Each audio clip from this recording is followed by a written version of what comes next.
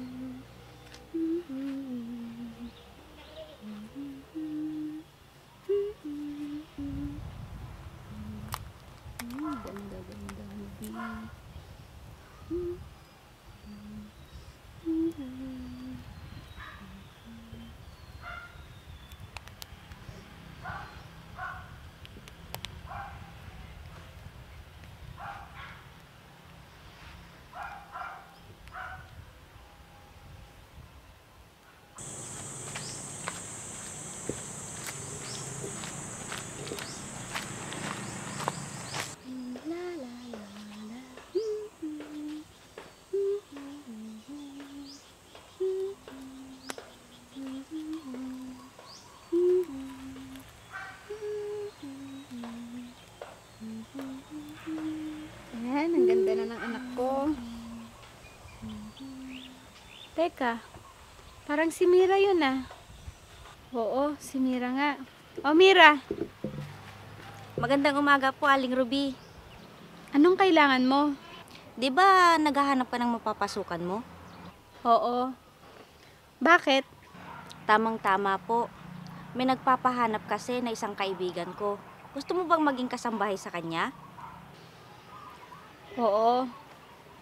Pero, paano yung anak ko? Alam mo naman yung kalagayan niya. Hindi ko naman siya maiwan dito. Walang problema. Mabait ang amo mo. Sigurado akong ayos lang sa kanya na isama mo si Abby.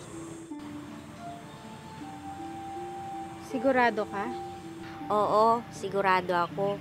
Baka nga matuwa pa siya kay Abby. Lalo na wala siyang anak dito, nasa ibang bansa lahat. Magugustuhan kaya niya si Abby? Minsan makulit. At hindi mo masaway pag may gusto siya. Kung gusto mo, magdala ka muna ng kaunting damit mo. Para kapag di mo nagustuhan, pwede ka naman magpaalam sa kanila ng maayos. Sige. Kailan ba tayo aalis? Ngayon na, kaya mag-ayos na kayo ng mga gamit nyo. Sige, ayusin lang namin yung mga gamit namin. Sige, dito lang ako, hihintayin ko kayo. Anak, halika at may pupuntahan tayo. Ma, saan tayo punta? Halika.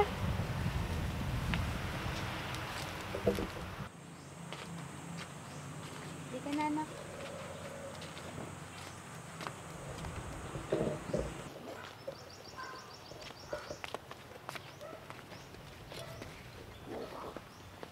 Ma, saan po tayo pupunta?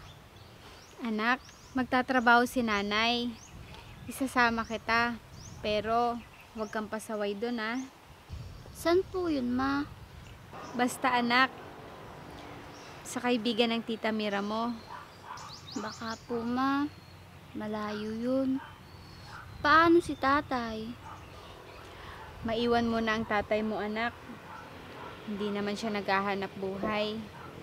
Kaya si mama na lang. Sige po, Ma. Baka marami pong pagkain doon. Oo anak, makakakain ka na maayos doon. Hindi tulad dito. Minsan, hindi tayo kumakain. Aling Ruby, handa na ba kayong umalis? Oo Mira. Pagkakataon na namin to para mapalaki ko na maayos ang anak ko.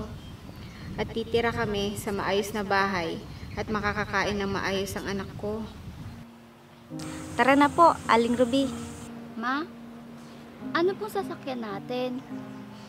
Bas anak, Yay! Makakasakay na ako ng bus! Oo, Abby. Basta wag kang malikot sa pagtatrabahuan ng mama mo, ha? Opo. Sige, tara na. Tara na anak.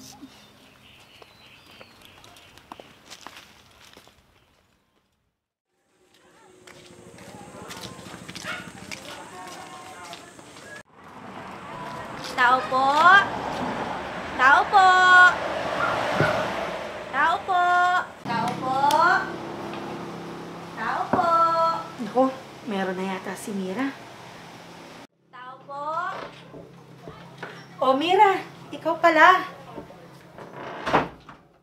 Magandang araw, Kay. Kasama ko na pala ang magiging kasambahay mo dito. Magandang araw po, ma'am. Hali kayo, pasok kayo.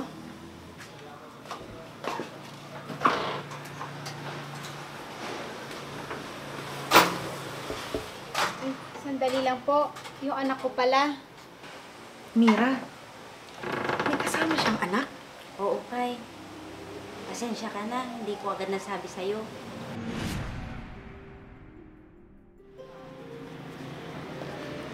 Anak, di ba sabi ko sa'yo, humawak ka lagi kay mama para hindi ka mahiwalay? Ma, ang daming bata dun oh. Maglalaro ako. Pumasok muna tayo sa loob, anak. Sige ka, magagalit yung amo ko. Sige na nga po. Mira, kasama naman pala pati yung anak niya. Oo, hayaan mo na. Mabait naman yung anak niya. Sigurado ka dyan, ha? Sigurado ako, tsaka pagpasensya mo na yung anak niya, may sakit kasi. Ano pa yan, Mira? Baka mamaya hindi pa makapag-concentrate niya sa trabaho niya, kakasaway sa anak niya.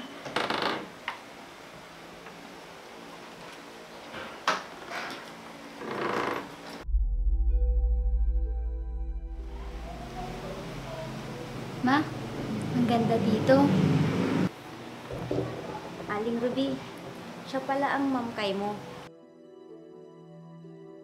Kay, siya pala si Aling Ruby.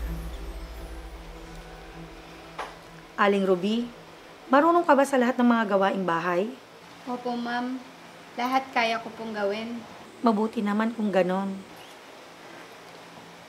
Sino po pala yung kasama niyo dito, ma'am? Wala. Nasa ibang bansa na yung mga anak ko. Minsan lang sa isang taon sila bumisita sa akin. Wala na po ba kayong asawa, ma'am? Wala na. Pumanaw na siya. Ganun po ba, ma'am? Pasensya na po. O siya, sige na Kay.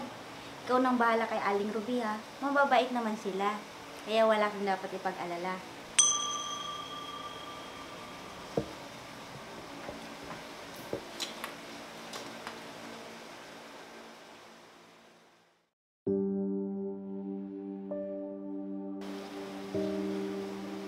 Aling Ruby, ano po ang sakit niya?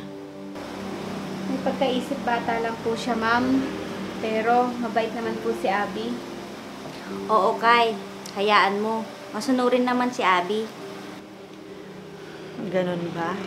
Sige. Sige na Kay, alis na ako. O Aling Ruby, iwan ko na kayo dito ha. Malayo pa kasi yung biyahe ko. Sige, Mira. Mag-iingat ka. Maraming salamat. Sige, Mira. Mag-iingat ka sa biyahe mo, ha? Salamat. Sige Kay, Aling Ruby, alis na ako. Sige, Mira. Maraming salamat. Mag-iingat ka, ha?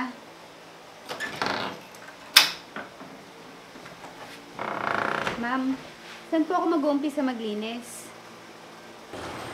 Aling Ruby, magpahinga muna kayo ng anak mo para bukas saka ka mag-umpisang magtrabaho dito. Maraming salamat, ma'am. Tama po yung sabi ni Mira. Mabait po kayo. Sige na ho, Aling Ruby. Dalhin niyo na rin yung mga gamit niyo sa kwarto. Saan po yung kwarto namin dito, ma'am? Diyan po sa kabila. Sige po, ma'am. Maraming salamat po ulit. Anak, halika na. Magpahinga muna tayo sa kwarto. Sige po.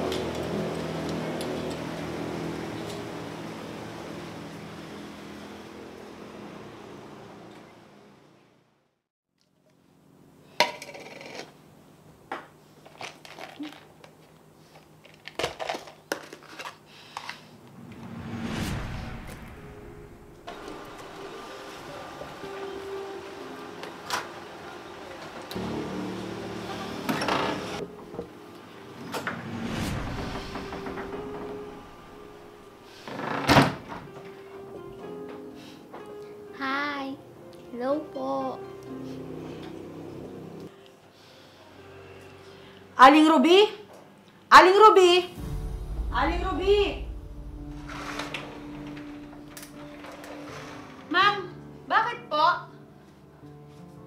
Naglinis ka ba dito sa sala? Opo, ma'am. Bakit po? Tignan mo nga, oh, ang kalat. Pakiayos na lang ang kalat ni Abby. Sige po, ma'am. Pasensya na po. Abi, bakit ka nagkalat?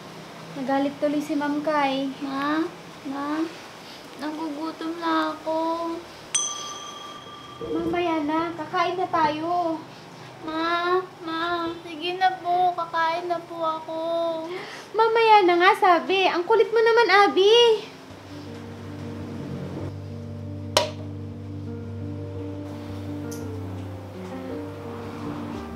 Anak, tara muna dun sa kusina. Dun ka muna. At lilinisin ko itong kalat mo. Anak, sinabi ko naman sa'yo, di ba? Na huwag ka magpapasaway dito. Gusto mo ba? Paalisin tayo dito ni Ma'am Kay? Ayaw. Kaya dapat, magpakabait ka na. Sige ka, pag pinaalis tayo dito, hindi na tayo makakakain na masasarap. Ma, ayaw ko po alis dito. Kaya lagi kang susunod kay Mama, para dito lang tayo at hindi tayo mapaalis. Opo, Mama. O sige na, tara na sa kusina. Nagluluto ako ng masarap na ulam. Yay! Tara na po, Mama. Kawawa naman ang batang yon. Tama nga ang naikwento ni Mira. Hindi sila nakakakain ng mabuti sa bahay nila. Mabuti na lang, napadpad sila dito sa akin. Tutulungan ko sila sa abot ng aking makakaya.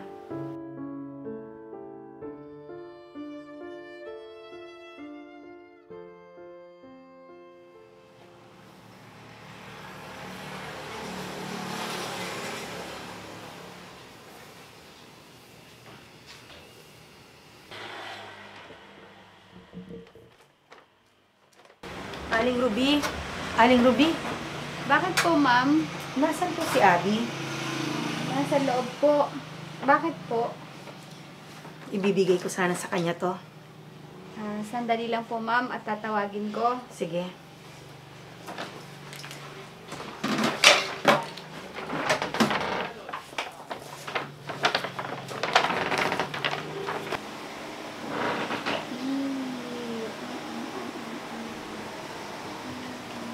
Anak, halika muna sa labas. Bakit po? Basta, labas muna tayo.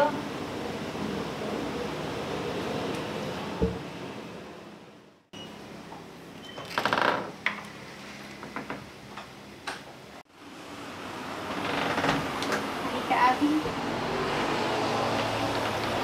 Abby, may bibigay ako sa'yo. Ito, oh. Salamat po. Gamitin mo yan. Isuot mo yan sa kaarawan mo, ha? Talaga po, Ma'am. Tuwang-tuwa yan. May bago na naman siyang damit. Gusto ko lang po kasing bilhan ng mga gamit si Abby, Aling Ruby. Nakakatuwa po kasi siya. Ma'am, maraming salamat po sa binigay niyo sa anak ko. Walang anuman po yun, Aling Ruby. Ma, ang ganda po nito, oh. Oo na, anak. Bagay sa'yo.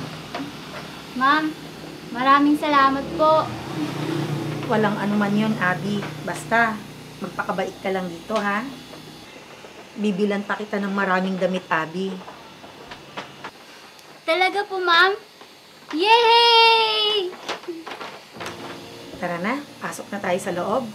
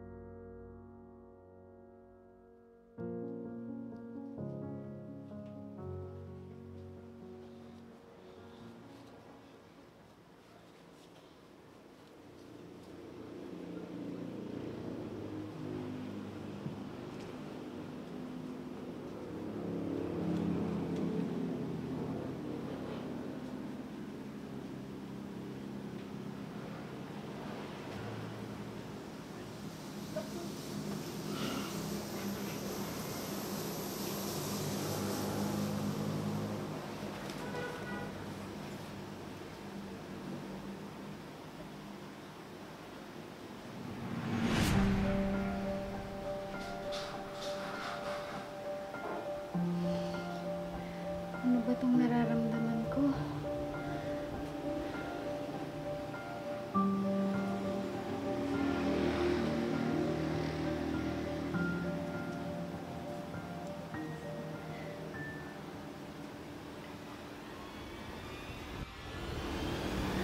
Sakit pa din.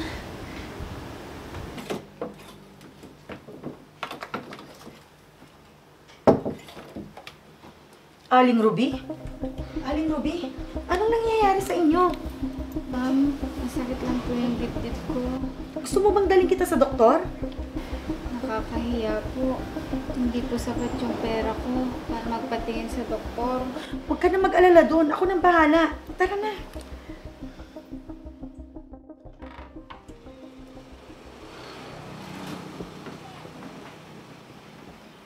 Magpahinga ka na lang muna dyan at ikukuha kita ng maiinom. Pasensya na po kayo, ma'am. Kayo pa po yung nag-aasikaso sa akin. Huwag ka na mag-alala doon. Basta magpahinga ka lang dyan. Ako nang bahala.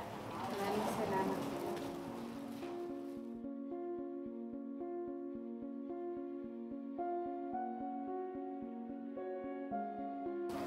Ito na yung tubig mo, Aling Ruby.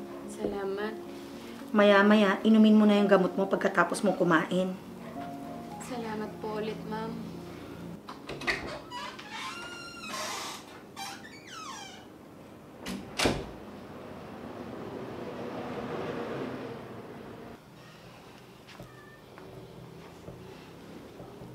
Ma, saan po kayo galing? Sa doktor, anak. Ma, bakit po? Ano pong masakit sa'yo? Masakit lang yung dibdib ni mama, anak. Ma, huwag mo akong iiwan, ha? Hindi naman mawawala si mama, anak. Gagaling din. Oo, Abby. Gagaling ang mama mo. Kaya habang may sakit siya, aalagaan natin siya, ha? Ma, Maiwan ko muna kayo at magluluto ako ng pagkain natin. Pasensya na po kayo, ma'am. Kayong kumikilos, imbis na ako. Hayaan mo na ako. Habang nagpapagaling ka, ako na muna. Kaya ko naman eh. Maraming salamat po, ma'am. Hayaan niyo po. Magpapagaling ako para ako na po yung gagawa sa mga trabaho dito. Sige, magpagaling ka muna, ha?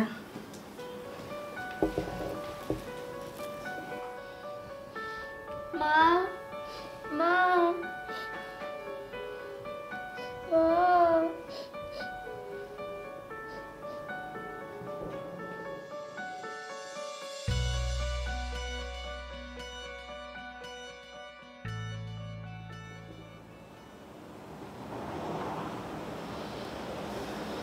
Abby, tara na sa kusina. Kain na tayo.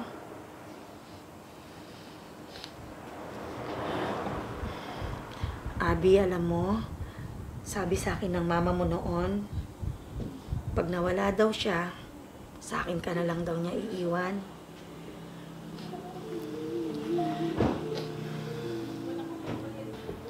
Balak ko sanang manirahan na sa Amerika. Isasama kita doon at maipagamot na din. Abby, kung mamarapatin mo sana, simula ngayon, ako na ang magiging magulang mo.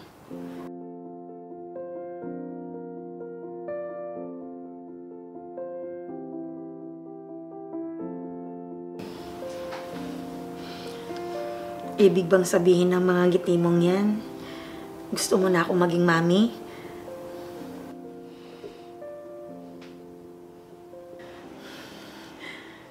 Salamat, anak. Mami? Mami! Oo, anak. Simula ngayon, mami nang itatawag mo sa akin, ha? Opo, Mami. Salamat, Abby. Dahil tinanggap mo ako bilang mami mo.